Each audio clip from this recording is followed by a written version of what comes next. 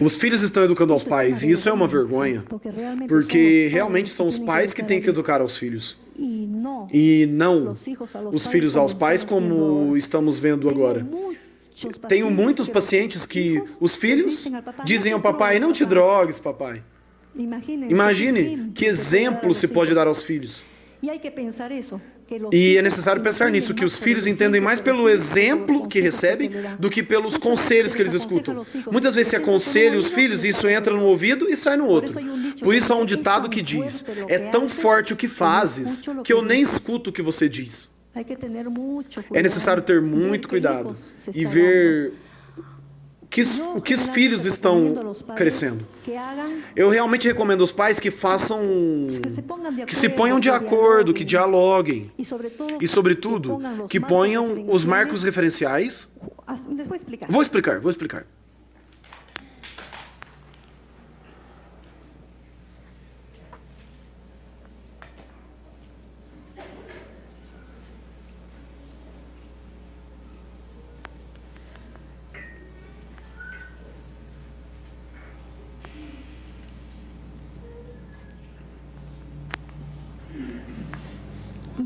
Vamos imaginar que esses quadrados colocados aqui são marcos referenciais. Vamos dizer que a criança tem a liberdade de se mover até alcançar o marco referencial.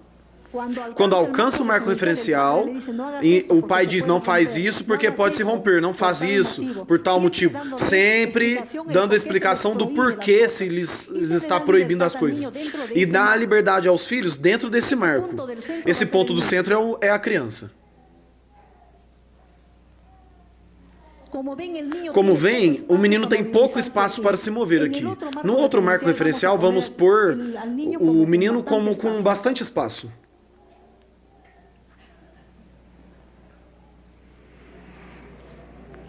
O que acontece com isso? Se papai dá um marco referencial escasso e mamãe dá um muito grande, então o filho começa a dizer: papai, mal, mamãe, boa.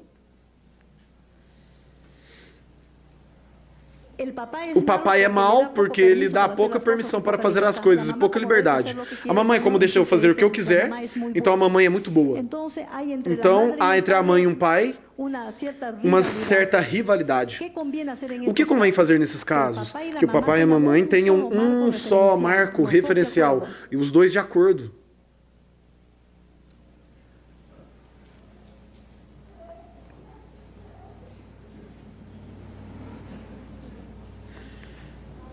Para que assim, qualquer ordem que o pai dá, a mãe caladinha obedeça. Qualquer ordem que dá o pai, não pode um contradizer o outro. Se o pai proíbe o menino uma coisa, a mãe fica calada. Se a mãe proíbe uma coisa, o pai fica calado. Se enganaram sozinhos os dois, depois podem conversar. Mas não diante da criança. A mamãe diz uma coisa, o papai contradiz, ou vice-versa. Assim perdem a autoridade. E o menino se coloca agressivo e da próxima vez está olhando já na cara se vão dar permissão ou não. É necessário ter cuidado, porque os filhos manipulam os pais. Isso eles fazem quando eles não têm o mesmo marco referencial. Convém que seja médio o marco referencial. Porque se é muito pequenininho, então o menino cresce muito tímido, ele não tem iniciativa. E depois, quando chega no trabalho, tudo diz ao chefe: sim senhor, sim senhor, sim senhor. Não pode ser assim. E em contrapartida, se tem muito grande o marco referencial, começa a fazer... prejudicar os companheiros. Mas eu não fiz nada. Por que você está bravo se eu não fiz nada? É porque ele acostumou a fazer sempre o que queria. Então nada que ele faz é mal. Agora, de outra forma, se tem um marco referencial adequado, é um menino correto e é um adulto correto. É necessário ter cuidado com os marcos referenciais. Outra coisa. As crianças, quando lhes prometam uma coisa, cumpra. Porque senão eles perdem a confiança em vocês. Mais vale não prometer que prometer e não cumprir, como dizia o profeta Eclesiastes. É verdade, é verdade. Isso é certo, Salomão em Eclesiastes disse isso. É verdade. Um menino tem ótima memória. E então, se você diz para ele, vou te comprar uma coisa tal dia, ou tal dia eu vou te levar para passear, e se você não cumpre, então ele fica com essa ilusão, essa esperança, e ele tem boa memória. E chega no momento que você estava cansado, ou ocupado, ou não pode cumprir, já o menino perdeu a confiança em você. E fica muito triste. De tal forma que é preferível dar-lhe surpresas. De um momento para o outro, levar ele num lugar assim, e isso assim é melhor. Se recomenda que deve haver no matrimônio o ideal. Eu estou falando aqui o ideal. Há exceções certamente, como toda regra. O ideal é que tenham... Quantos filhos vocês creem que é o recomendável ter em um matrimônio? 4, 2, 3... Recomendável é ter 3 filhos.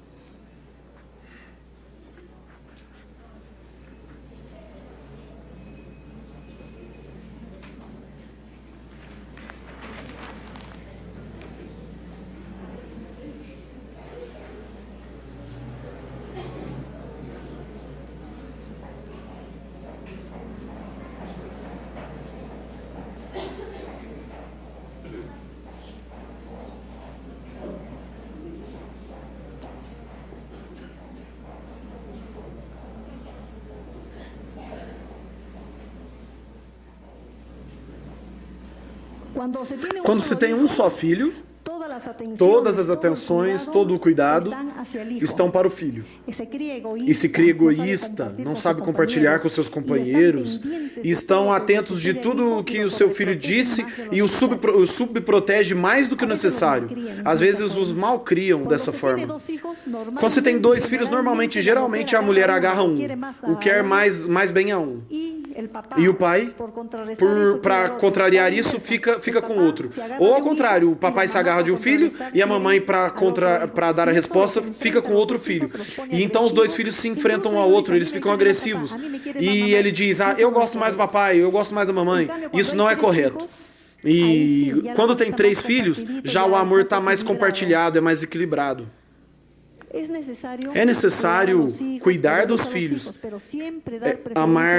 amar os filhos, mas é sempre necessário dar preferência ao marido, ao esposo. Vamos supor que um filho pequenininho está chorando e o esposo quer que vá a esposa. E muitas esposas falam, espera aí que eu estou ocupada com o filho, espera aí até que eu termine de atender o menino e depois vão atender o marido. Isso não é assim. O marido tem a preeminência. Se o esposo chama, tem que ir onde ele está. E depois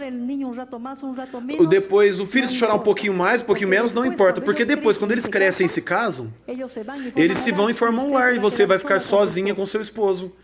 E se não soube cultivar o companheirismo, o amor, a amizade, tudo isso, vai haver o que se chama a síndrome do ninho vazio.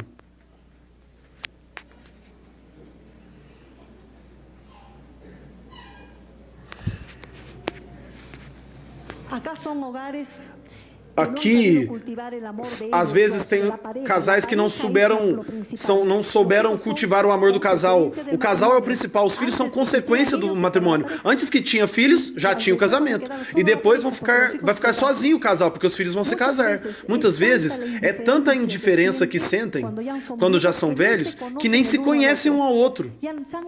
Se esqueceram até de saber os gostos uns dos outros. Não sabe o que agrada ao parceiro. São 2 estranhos vivendo na mesma casa.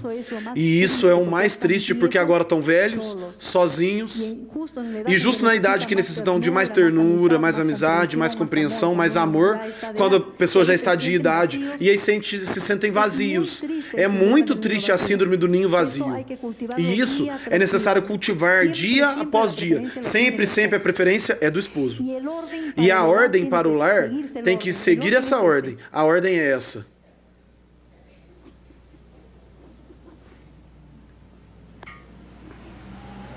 O pai é a cabeça do lar, é o que dirige o lar, é o que manda no lar. Depois segue a mãe. Pode haver companheirismo com a mamãe, mas a decisão tem que tomar o homem. E depois vem os filhos. Essa é a forma como deve se manter um lar.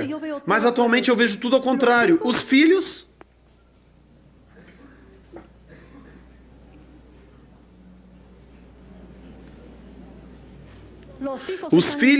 estão por cima, são os que mandam e ordenam. Pressionam a mamãe. Mamãe, quero tal coisa. Mamãe, quero tal coisa. E a mamãe pressiona o papai. Tem que fazer isso pelos filhos, tem que fazer isso pelos filhos. Então, quem estão mandando são os filhos. Isso não deve ser assim. Agora eu vejo que são os filhos que estão mandando em muitas casas. Isso não é justo. Tem que se manter sempre a lógica. Qual é a lógica? O pai é o primeiro chefe do lar, o capitão do barco que toma as decisões. Pode ser com companheirismo com a sua esposa, fantástico, mas ele tem a responsabilidade do lar. A mãe e os filhos têm que acatar as ordens dos pais. Isso é a forma como se recomenda para que haja um bom matrimônio, uma boa família. Lembre-se da identificação. Agora vamos supor que aqui haja alguns matrimônios que por causas estejam bravos, ressentidos ou qualquer coisa.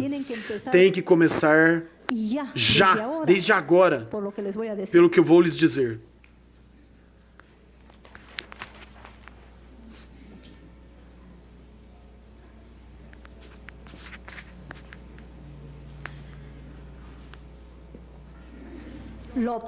O primeiro é que tem que fazer é pedir perdão. Primeira coisa. Primeiro peçam perdão. Perdão a Deus. E depois perdão um com o outro.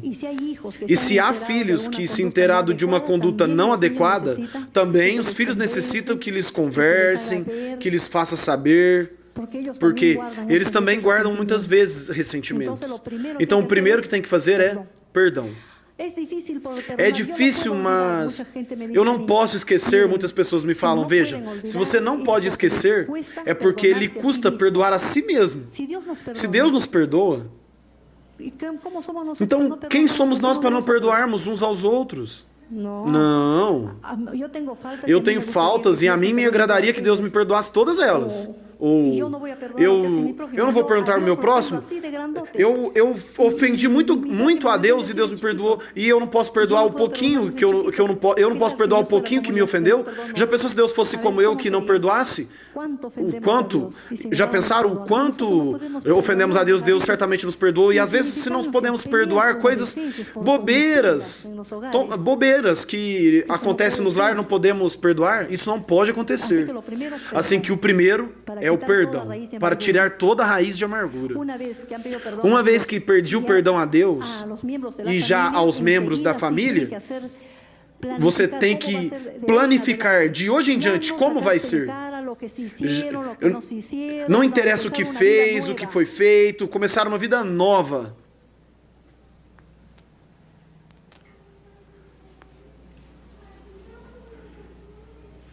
Iniciar uma vida nova a partir desse momento. Já esquece o que aconteceu ano passado ou no mês passado. O passado está morto e enterrado e agora já não aparece mais. Tem que viver o presente, o dia, agora. O dia que temos é que temos que desfrutar, não coisas que já não existem mais. Quantas coisas. Eu me lembro muito de uma vez. Eu fui à praia com meu papai. E minha mãe tinha um monte de coisas que fazer em casa, que tinha deixado sem terminar. E fomos passar uma tarde na praia. O que aconteceu? Minha mamãe ficou pensando tudo que ela deixou de fazer, não desfrutava do sol, não desfrutava de nada, e passou a tarde, não aproveitou nada, não desfrutou e nem aproveitou. Não viu nem um passarinho, porque sua mente estava em outro lugar. Sua mente estava em outro lugar e seu corpo na praia. Onde a pessoa está, tem que estar por completo. A pessoa tem que estar inteira, em um só lugar. Não estar assim dividida. O corpo na praia e a mente em casa. Isso não. Tem que desfrutar onde a pessoa está 100% e viver o momento. Aproveitar o tempo.